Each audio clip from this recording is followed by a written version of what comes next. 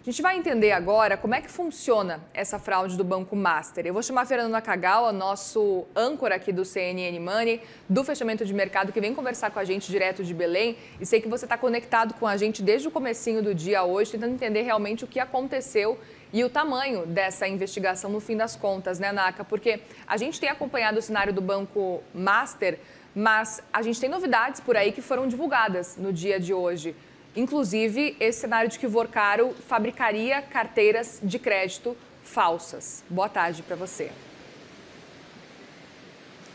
Boa tarde, Muri. Essa é a grande novidade que se conheceu nesta terça-feira. Até ontem, o que se sabia sobre o Banco Master era que é uma instituição financeira de médio porte, que tinha uma voracidade, uma ação comercial bastante agressiva na captação de recursos, pagava juros mais elevados que os seus concorrentes e tinha como racional o investimento em projetos, em ativos mais arriscados. E por isso, dizia o banco, que gerava um retorno maior.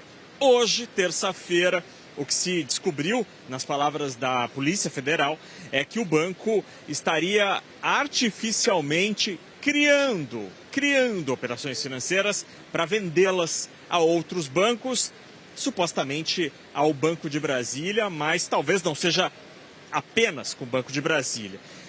Esta fraude, porque aí sim é uma fraude, tudo indica que o Banco Master criava carteiras de crédito ali, operações de crédito fictícias, juntava essas carteiras, essas operações em um pacotinho ali numa carteira e revendia, repassava para outras instituições. Essa é uma fraude absolutamente inédita no passado recente da história brasileira, da história bancária brasileira. Nós já tivemos problemas com bancos que vendiam carteiras de crédito, por exemplo, como foi o Banco Pan-Americano, na época ainda controlado por Silvio Santos, naquela época, em que operações de crédito eram vendidas a mais de uma instituição financeira. Esse tipo de operação, Muri, é bem comum no sistema bancário, né? Os bancos oferecem crédito, por exemplo, para financiamento de veículos. Aí oferecem lá 10 mil créditos, 10 mil empréstimos para compra de carro. Só que essa operação é longa, tem 2, 3, 5 anos. E o banco, por causa disso, demora para receber essa grana toda. Demora 3, 4, 5 anos para receber. E aí, para tentar antecipar esse dinheiro, o banco junta operações parecidas e vende para outras instituições financeiras com deságio. Então, somando tudo ali, daria, por exemplo, 100 milhões de reais nos próximos 5 anos. Aí o banco fala, poxa, mas eu quero dinheiro hoje. Então, eu junto operações, vendo para um outro banco e falo assim, olha, isso vai te dar 100 milhões de reais. Mas se você me pagar 40 milhões hoje, eu já estou feliz, você vai ganhar 60 milhões aí, os dois ficam felizes e vida que segue. É muito comum esse tipo de operação, é legal, é absolutamente corriqueiro. Mas o que supostamente o Banco Master estava fazendo é inventar operações para então vendê-las ao mercado financeiro, a outras instituições. E Muri, eu sou velho, como você sabe, eu já tenho 25 anos de jornalismo, já acompanhei várias liquidações, várias intervenções do Banco Central em outros bancos, e é muito interessante porque desta vez, no caso Master, existe um impacto financeiro? Existe. Você tem muito investidor, pessoa física, que tinha CDBs, que tinha investimentos neste banco. Essas pessoas entram na fila do FGC, tomara que elas consigam reaver todo o seu dinheiro. Mas para além desse impacto econômico, esta é uma crise que terá muito impacto político. Por quê?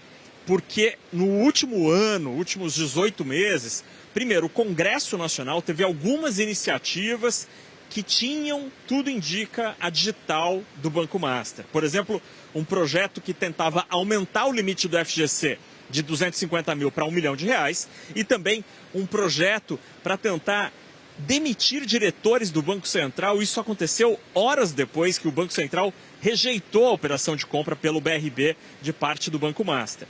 Além disso, é sabido também que Vorcaro era muito próximo de lideranças políticas do Centrão. E o próprio envolvimento do governo do Distrito Federal via BRB também pode ter consequências. Então, o que se ouve nesta tarde de terça-feira na Faria Lima é: se Daniel Vorcaro fizer uma delação premiada, é muito possível que faça strike no mundo político, especialmente no Centrão, Mori. Um ponto muito importante para a gente entender o quanto que não só afeta o setor financeiro, mas também já está movimentando bastante aí, principalmente a política também. E eu queria entender, Naka, diante desse cenário, quais são os recados que essa crise vai deixando para o modelo de operação das corretoras de investimentos para a mídia especializada. E é interessante esse ponto, porque a gente sabe que tem muita corretora indicando, né, essas ações, indicaram essas ações ao longo aí dos últimos tempos, porque os retornos eram altos, promessas bem feitas no fim das contas e retornos altíssimos. Queria entender um pouco sobre esse cenário, que tipo de recado fica, e lembro inclusive do cenário da Oncoclínicas, né, que a gente acabou de noticiar também aqui ao longo das últimas horas, que fez um grande investimento em CDBs e que agora inclusive no Ibovespa está caindo mais de 8%, conseguiu retirar um valor, mas ainda assim deve sentir um impacto de mais de 200 milhões de reais. Essa história toda gera algumas lições, Muriel, me parece.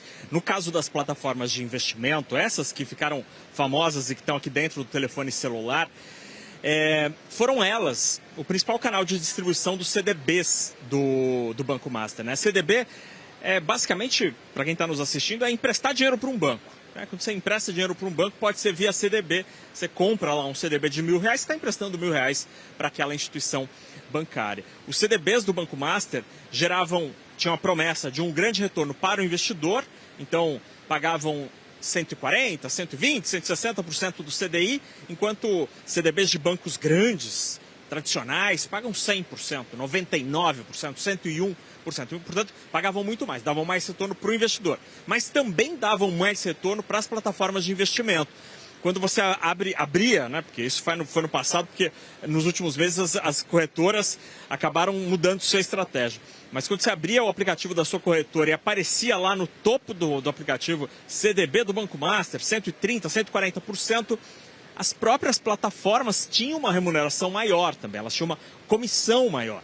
Então, há um debate muito grande sobre, primeiro, o conflito de interesses dessas instituições, que ofereciam alguma coisa só porque o retorno era maior para elas, e uma segunda coisa que é a política de remuneração dessas entidades financeiras, das plataformas de investimento. Será que o jeito certo de remunerá-las é com uma parte da operação? Será que não poderia ser melhor se o desempenho da carteira dos clientes fosse positivo e aí sim ele ganhasse em cima disso? Enfim, é uma discussão que já está rolando e deve ganhar força. Além disso, é preciso fazer até um pouco de meia-culpa, eu como jornalista econômico, que é sempre preciso bater na tecla. Tudo que tem um retorno maior significa risco maior. E o risco a gente descobriu hoje. Por que o CDB do Banco Master pagava 140%, 150%? Porque tinha um risco maior. E o risco a gente descobriu hoje. E esse é um papel da imprensa especializada, da imprensa econômica, que sim, deve sempre lembrar que toda operação tem risco e se alguém está oferecendo um retorno grande, é porque por trás também tem um risco maior, Mori. É isso, não só a imprensa, mas também assessorias, enfim, é importante deixar isso claro para todos os investidores com relação a esses ativos. Os influencers, né? Os influencers de mídia digital. Exatamente, muito bem lembrado. A gente sabe o quanto está na moda. E não só isso, né? ChatGPT também, por exemplo, é um exemplo. A gente sabe que tem muita gente utilizando o ChatGPT para pegar dicas. Então é importante ficar atento a esse cenário também. São questões aí que servem de lição depois do que aconteceu. Obrigada, viu, Naka? E a sua imagem está belíssima. A gente está falando com você aí direto de Belém. Tá com uma profundidade, ó. Obra de Kleber Tinina, nosso cinegrafista aqui, que está com uma imagem de cinema aqui em Belém. São os dedos mágicos do Klebinho aqui, que faz essa imagem maravilhosa pra gente no CNN Money. Arrasou, Klebinho. Tá lindíssima a imagem mesmo. Muito bom, hein, Naka? Gostei. Obrigada pelas informações. Bom trabalho para você por aí.